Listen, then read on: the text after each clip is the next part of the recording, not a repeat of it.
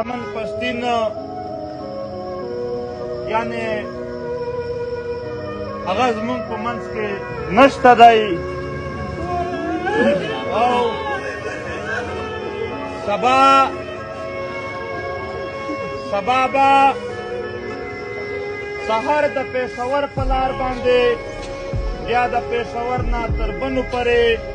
بیا تر وزیرستان د ټوبې پره چې څومره ولسونه دي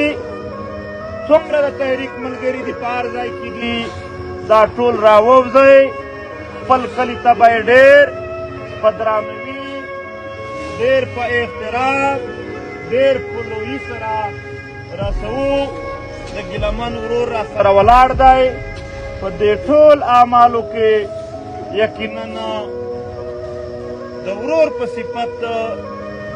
د ټول ورځې شپې دلته تېرول